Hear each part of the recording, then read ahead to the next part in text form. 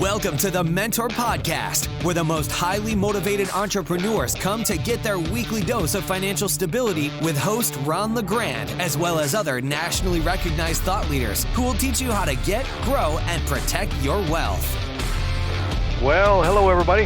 Welcome to another edition of the Mentor Podcast. This is Ron LeGrand, and I have Eric Moeller on the phone today to talk about vacation rentals, short-term rentals, whatever you choose to call them where you're at. Seems to be an extremely hot subject today. In fact, it's becoming the business opportunity of America, and my students are all excited about it. Plus, Eric's going to be at our summit here coming up at the end of March. So I thought it'd be a good idea to figure out who he is and what it's all about and why you probably should be interested. So welcome, Eric. Hey, Ron. Thank you for having me. You're welcome. So let's start with letting everybody know who you are and what you do, and maybe a little bit of how you got started and what's going on today. And then I got some questions for you on this Airbnb stuff that I keep hearing from folks. Okay? Sure. Yeah. And thank you again for having me. Essentially what we do, I live currently in San Diego, and what we do, we have two companies.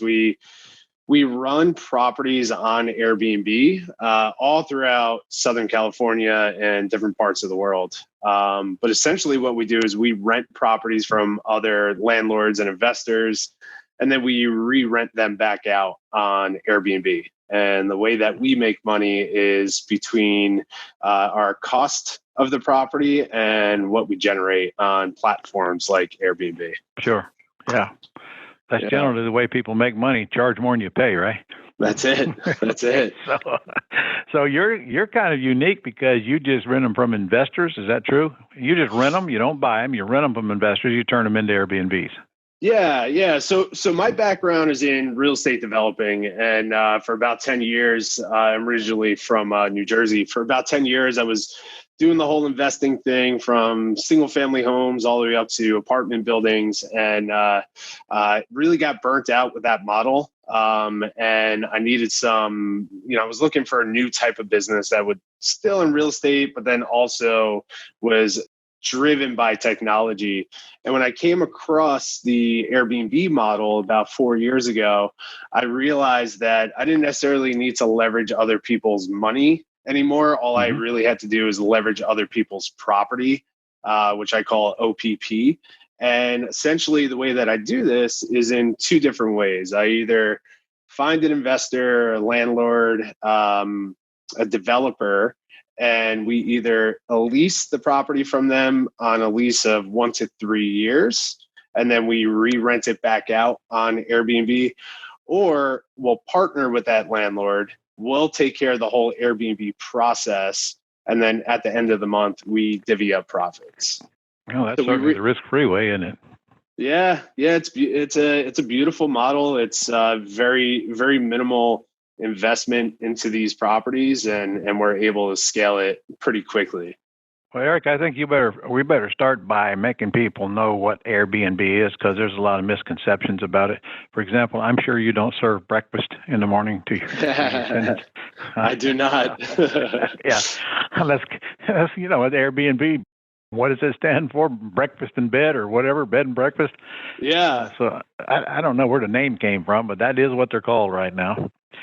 So really all you're doing is renting them by the night instead of renting them by the month. Exactly. Yeah. So, funny story, the how they came up with the name Airbnb was the owners, they needed a way to pay for their rent. They lived in San Francisco. This is over 10 years ago.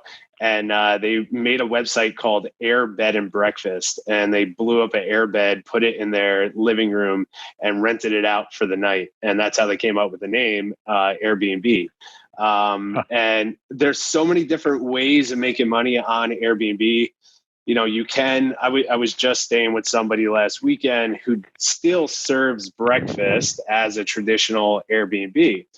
Now, that's a great way to make money if you have one property, you have some extra space in your house, and, you want to be really hands-on with the business. People still do that.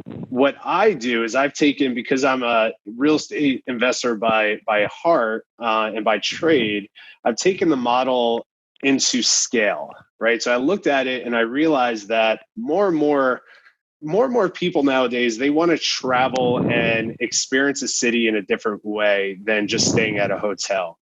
And what Airbnb has created is the process, the ability for people to stay center city, stay in urban markets. So what I realized is that I can leverage apartments, I can leverage houses, I can leverage townhomes in these marketplaces and rent it out either by the night, by the week, or by the month. And then what we do differently is just kind of offer a concierge service. So, it's a hotel in the urban market, if you will. Well, really, what you're doing is just letting people choose an Airbnb rather than a motel room or a hotel room. You're kind of the Uber of the hotel business, aren't you? Yeah, I'm sure hotels don't like you much. No, they don't. You are taking business away from them. They are. Right? So your simple plan is you rent properties from landlords and either partner with them and or just rent them and do it yourself. What percentage of them do you think actually want to partner with you? Yeah, so every single time we sit down with the owner, we offer them two options. We say, we could either rent this property from you, and if you're less risk adverse, we'll guarantee you a payment every single month for the next 12, 24 months. And they'll lock that in. Or we say, if you're more risk adverse, what we'll do is we'll partner with you. We'll focus on the marketing, the turnover, the cleaning, the guest communication, all of that, the whole Airbnb side.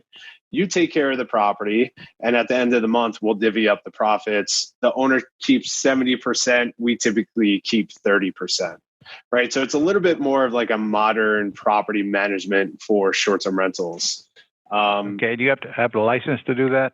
So as of right now, in most states, you don't need a license unless you're managing 30 days or more on these properties.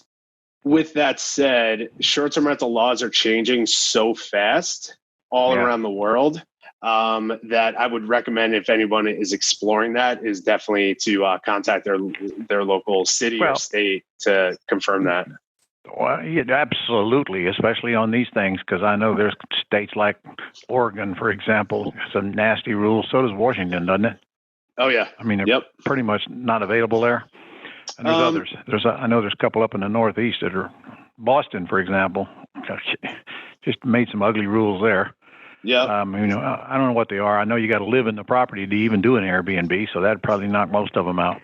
But anyway, I don't want to dwell on the law. First thing you guys better take notes on, though, you better find the rules before you do any of this thing. But back to your need a license thing, I would think that all I'd have to do is rent the house from the landlord and forget the partnership program, and that would probably kill any licensing issue anyway. Yeah, exactly. I guess. Yeah. Yeah. So it comes in under property management laws, right? So if you're managing properties for 30 days or more and you're collecting money on behalf of somebody else, most states require a license for that. But even on the partnership, Eric, you're not. You're actually you're a joint venture agreement. You're not doing it for someone else. You're doing it as a partnership. I don't know. I think the licensing issue would be a non-problem, but still got to check with an attorney. So you put them on Airbnb.com or other sites, or what? What do you do with them? Yeah, so the first step is we get them up on Airbnb. That's really easy. I can get a property up on Airbnb and rented with under an hour. So it's extreme. As long as you have photos. As long as we have photos and an address, we can get it up and going. But once we get it up on Airbnb, then we syndicate it across about 250 different marketing sites. So, some people think that the Airbnb house has got to be in some vacation destination. Right. True or false? Right. False. 100% false. Yeah. We're not talking about vacation rentals here. We're talking about just rentals. Basically, wherever there's a hotel, there should be Airbnbs, right? 100%. Yep. What we realize is like you have separate markets. Of course, the vacation rental markets are still extremely exciting, and there's a certain niche for that. But I mean, to your point, it's wherever anybody is traveling, there's a need for short-term rentals. Now, what the demand is going to be is up and down depending on the marketplace, but they're in 191 different countries right now and 87,000 cities around the world. So yeah, pretty much anywhere you can build this model. Except where it's illegal. There's still models around that, but I definitely recommend staying away from cities like New York City, San Francisco, Portland. Yeah, all the liberal cities, stay out of them. Yeah, pretty much like the case. All right. So, how do you take care of the turnaround when the tenant moves out? Who does the cleanup work? Yeah, so this is part of, and this is going to be a bit of the story I'm going to share at the summit, is why I got into this model from the investment side. 90% of the business, of the short-term rental business, is outsourced and managed through technology. So all of our cleaning, everything is managed through our pieces of technology and third-party cleaners. So we don't have anybody on staff. We have 3 people that manage in-house that manage our properties. As far as the cleaning, that's all outsourced. Okay. So who finds these people to do the cleaning? Yeah. So because Airbnb came on the scene and they injected a bunch of technology into this old vacation rental industry, there's been a whole ecosystem of technology that's blown up. And all these new industries these old industries have really been redeveloped into new ones. So short-term rental cleaning companies are popping up everywhere. It's really easy to find cleaners. It's not easy to find good cleaners, but it's easy to find cleaners. And then there's a handful of technology out there to help manage it. Okay. And this is part of what you teach, right? Yeah, exactly. Yeah. I always tell people that the biggest thing about this business, it breaks down to your space, the experience, and the hospitality. And, at the end of the day, we're running hospitality companies through these Airbnb properties, and the cleaning needs to be 5 stars or above. So yeah, we teach how to find them, how to hire them, how to manage them. And just make sure that the hospitality side, the cleaning side is world class. What kind of houses are you looking for? Yeah, so my business, I focus on luxury properties. So I'm signing this week, actually, I'm signing a lease on a property here in San Diego that, rent is $14,000 a month on this house. Wow.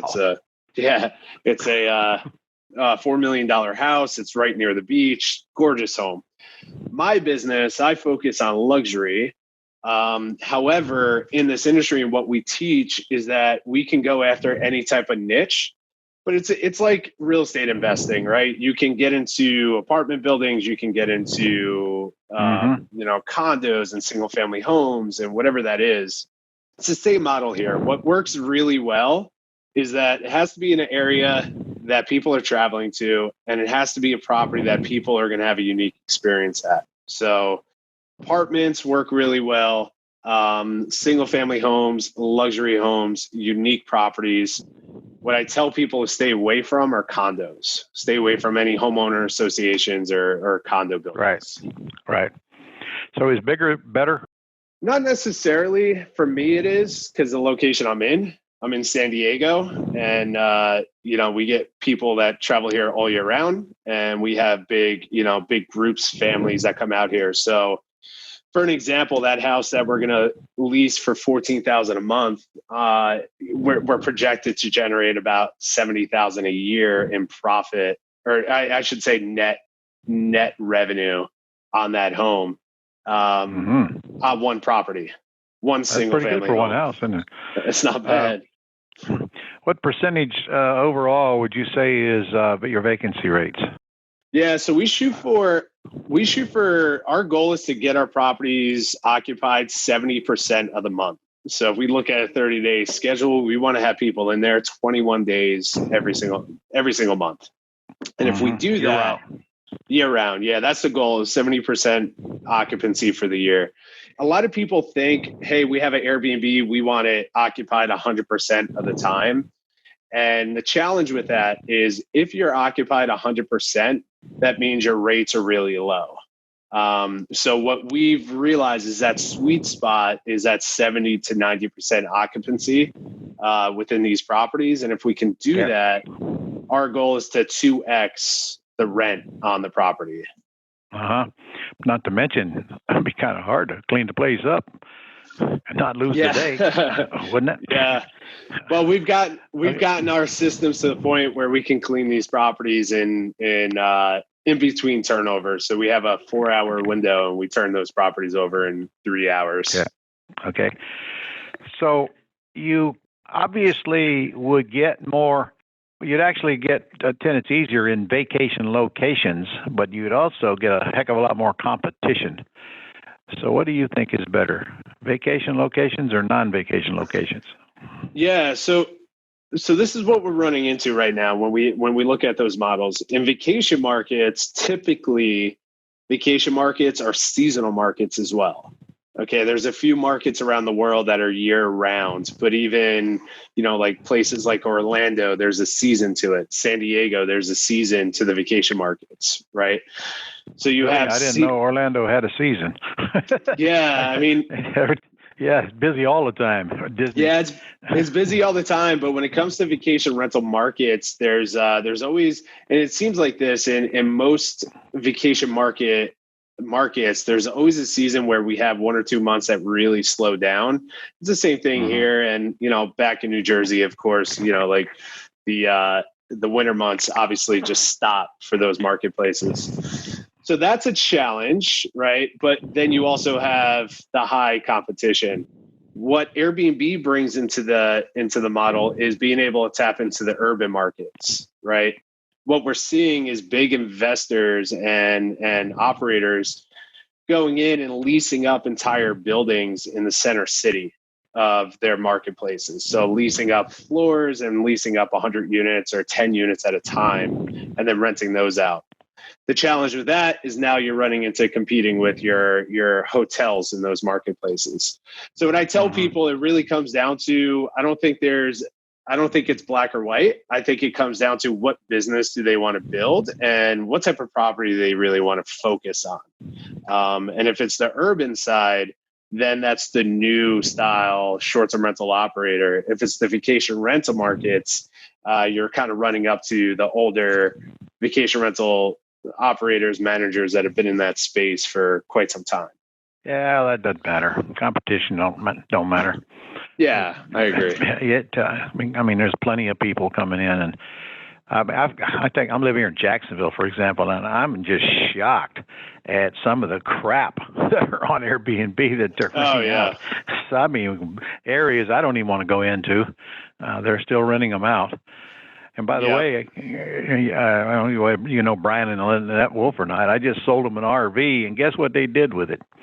One of our students put it out in a park that's owned by the state, for crying out loud, and they're Airbnb-ing it. Airbnb it. Yeah, it's hilarious. Yeah. I find this out after I sell it, of course. Right. They're gonna make a killing on that thing. Oh yeah. Because believe it or not, these people come in there and rent that RV. They'll pay $200 to $300 a night to live in that motorhome. Which I mean, okay, it was a nice motorhome, but geez. It's incredible. It's incredible what they're renting on Airbnb and what people will stay in. I've seen there's a famous story from a few years ago of somebody in Brooklyn building a igloo in the back of his house. There was a big snowstorm, and he built an igloo with all the snow and put it on Airbnb and rented it out for 2 nights for like $50 a night. So it's like, and Airbnb stopped that stuff. And, obviously that's not what they want to do, but it's just hilarious that people, if you create a cool experience, people will rent it from you and you can make money on it. Yeah. Well, what about furniture? Yeah. That's a fun part of this. It's a tricky part, but what we essentially do is we buy the best model for this is to buy the furniture. We've tested out leasing furniture and, renting furniture, but it gets too expensive. So in the beginning, a lot of people piece furniture together. Sure. through secondhand stores, Craigslist, stuff like that.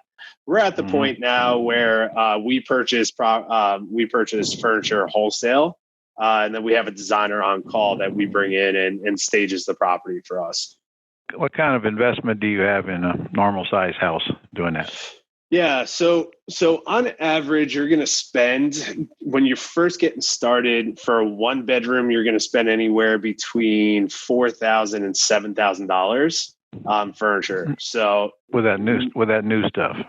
That's new stuff. That's also piecing things together, and you can get it done for that price range. Yeah. We got a lot of ladies listening to this that are saying this guy's absolutely nuts. I can sure furnish that house a lot cheaper than that. I'm sure they can. But you can, ladies. Probably the first thing to do is empty out your own house first on your first one. But you can, of course, and it is your choice, because as well as I know, I can go get a house full of used furniture for $2,000, $3,000 or whatever. Sure. And let me clarify that a little bit too. So when we're staging these properties, it's not just about the furniture. It's also we're creating a home experience in that property. Mm-hmm. So it's everything from the furniture to the forks and knives to the first aid kit that's in the bathroom, to the shower curtains, to three wall sets.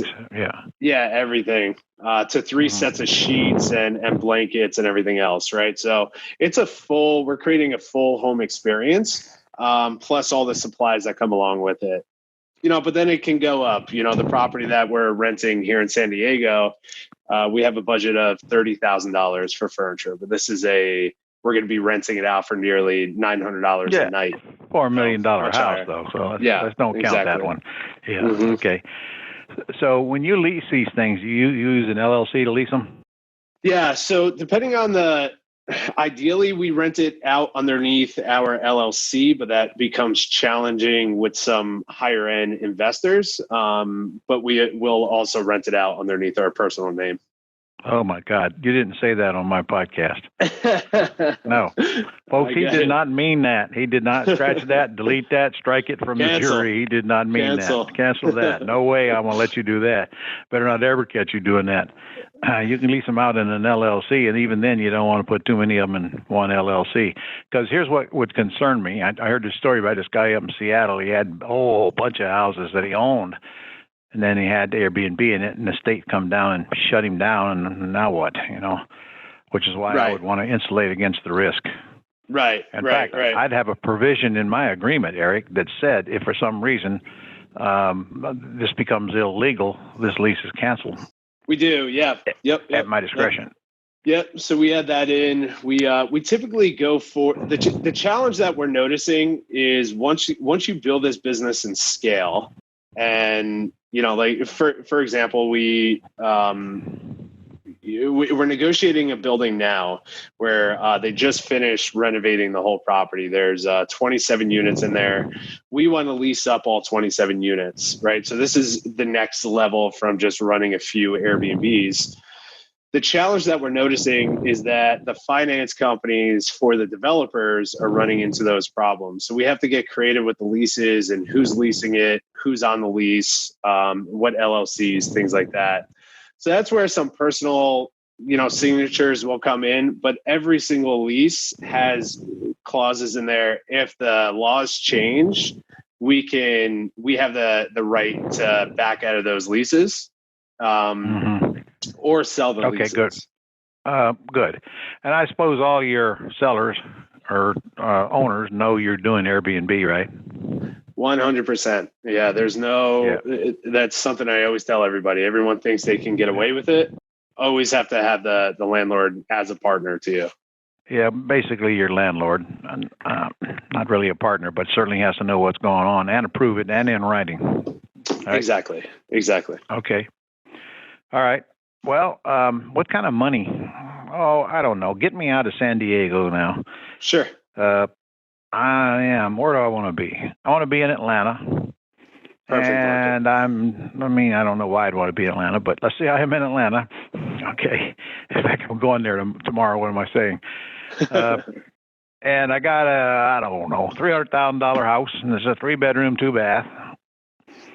And Atlanta's not the vacation capital of the world, but it's certainly a very high volume place. So, and there's nothing going on. The Super Bowl's not there. What kind of money could I make on a house like that, do you think? This is wild guess, I know. Yeah. So first of all, Atlanta is an incredible market for short-term rentals for Airbnb. So you picked a good one there. So on average, when we're looking at the lease model, right? So we're looking at, somebody going in, leasing a property, and then re-renting it back out. On average, what I find in most markets around the country, that person will generate a minimum $1,000 a month in profit. And that's above their market rate, their rent and expenses. So that's typically what they'll bring into their pocket. Is there a multiplier if it'll rent for blank? Can I get X times that for Airbnb? Yeah, so we have a formula that we go through on all of our properties, and it's a quick snapshot of what is this property going to generate. So what we do is we, just like if we're buying a house to renovate and flip, we look for comps. So we look for 3 to 5 comps on Airbnb that are similar to this property. We figure out what that average daily rate is is on those comps. Once we determine the ADR, the average daily rate, we multiply that by 21. So 21 days, that's 70% occupancy. If that number equals 2 times the rent, 2 times the amount of the market rate rent, we know that's a solid Airbnb. That's a solid property that we can lease and or partner with the owner on. Well, that's a valuable formula. Yeah. Quick check right there. Yeah, really, really quick. It'll take us, 15 minutes to determine if a property is if we're in the ballpark to run on that property. What about repairs on the property itself? You handle those, the owner handle those? So if there's damage done to the property, not damage, just ordinary repairs, like, I don't know, needs painted or whatever. Sure, all that stuff you do to houses. Yeah. So every property that we take on is turnkey, essentially. Now we'll go in there and we'll paint, or I've added hardwood floors into properties, things like that. But nothing major. The most we'll do is paint and or upgrade some items throughout the house, but nothing crazy. So right. Everything would be on the owner. Everything would be on the owner, probably more like on the outside and the systems. Exactly. But decorating and stuff like that would be you. Yeah, everything from paint to decorating to furnishing is on us, plus all the technology that we add into the house. So yeah, we have a whole process that we go through, but we always look for turnkey properties. Okay. You put the locks on the doors that I can change those code anywhere I want, anywhere in the world. Yeah. So that's something that we're gonna, I'm gonna go into a little bit further at the summit, is how to, and this is what I love about this business and why I went from the investing side, the developer side, to growing this Airbnb business, is I'm able to inject technology into these properties to run them literally anywhere in the world, just like you said, remotely. So we put, locks, we put cameras in the outside the house. We have cell phone detectors in the house, noise detectors, all kinds of stuff that helps us manage these properties remotely. So yeah, it's a beautiful business. And through all of that, we're able to expand our portfolio. So I live here in San Diego. We have some properties here, but between myself and my partner, we're picking up properties in Dallas. We're picking up properties in, he just bought a property in Colombia that we're going to be running. We're looking in Puerto Rico. And the beauty about it, it's like, if it's legal and people are traveling there and they have the internet, we can run an Airbnb there, which is a lot of fun. Okay. Well, for my listeners, we buy and sell houses. We buy houses with terms, mostly beautiful houses, beautiful neighborhoods. And I want to keep this in the back of your mind, listeners. Do I Airbnb it, or do I put a lease option tenant buyer in there? Of course, I put a tenant in there. I'm going to take less per month, but I'm going to get a big multi-$1,000 down payment. Whereas Airbnb, I'm going to get a lot more per month, but no multi-$1,000 down payment. So it's also great for properties that you're having a problem, perhaps, getting exit from. Just think Airbnb, because you don't have to rent them. We can buy them and let the debt pay down and keep the depreciation and keep all the upside and all the benefits and make a ton of cash flow. And it's almost hands off, isn't it, Eric, with the technology today? I mean, literally, it's a business you can run from your home. Yeah. Yeah, it's beautiful. I'm standing in my living room right now. I'm thinking that's why people are attaching to it so quickly, because it truly is a home. But almost somebody's got to go out and rent the property. But gosh, I imagine you could even do that. Somebody's got to go look at it. Wouldn't you agree? Oh yeah, and we have systems around doing that as well. Yeah. All right. Well, listen, I know you're going to be at the summit because I'm giving you the whole stage. In fact, I think you're on the second day. I don't know, one of the days. Yep. So I believe it's April 2nd. I'm sure there's going to be a ton of questions, so we'll make sure that you're available to answer people's questions. We might even arrange we're going to have a panel discussion. I know that, and I'm sure you're going to be hot on that panel.